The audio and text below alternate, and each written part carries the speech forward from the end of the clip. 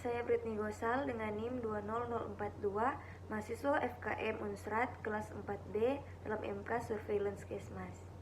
Kejadian luar biasa yang selanjutnya disingkat KLB adalah timbulnya atau meningkatnya kejadian kesakitan dan atau kematian yang bermakna secara epidemiologi pada suatu daerah dalam kurun waktu tertentu dan merupakan keadaan yang dapat menjurus pada terjadinya wabah. Contoh penyakit saat KLB seperti kasus DBD di Indonesia telah terjadi 16.099 kasus selama periode Januari hingga awal Maret 2020. Menurut data Kementerian Kesehatan, selama periode 2 bulan tersebut, DBD setidaknya telah memakan 100 korban jiwa dan memaksa sejumlah wilayah mengumumkan status kejadian luar biasa atau disingkat dengan KLB. Penanganannya berupa cairan dan pereda nyeri. Kasus yang parah harus dirawat inap. Wabah adalah peningkatan kejadian penyakit secara mendadak ketika jumlah kasus melebihi prediksi normal atau suatu lokasi atau periode waktu tertentu.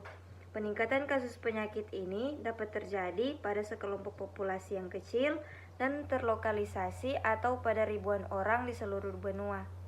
Wabah bisa berupa peningkatan penyakit infeksi atau penyakit yang berasal dari lingkungan, seperti penyakit bawaan air atau makanan, serta dapat memengaruhi wilayah di suatu negara atau beberapa negara wabah. Pandemi COVID-19 di Indonesia merupakan bagian dari pandemi penyakit coronavirus 2019 atau disingkat dengan COVID-19 yang sedang berlangsung di seluruh dunia. Penyakit ini disebabkan oleh coronavirus sindrom pernapasan akut berat 2 atau disingkat dengan SARS-CoV-2. Kasus positif COVID-19 di Indonesia pertama kali dideteksi pada tanggal 2 Maret 2020 ketika 2 orang terkonfirmasi tertular dari seorang warga negara Jepang.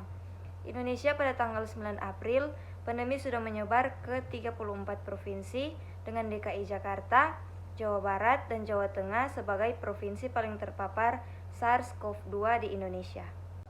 Penanganannya yang pertama, tata kelola rapid test antibody dan rapid test antigen. Penanganan COVID-19 di Indonesia menggunakan rapid test antibody dan atau rapid test antigen pada OTG atau kasus kontak dari pasien terkonfirmasi COVID-19. Yang berikutnya, protokol kesehatan.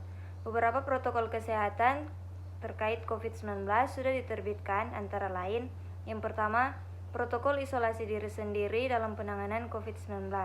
Yang kedua, protokol pencegahan penularan COVID-19 di bidang keolahragaan. Dan yang ketiga, protokol di tempat umum.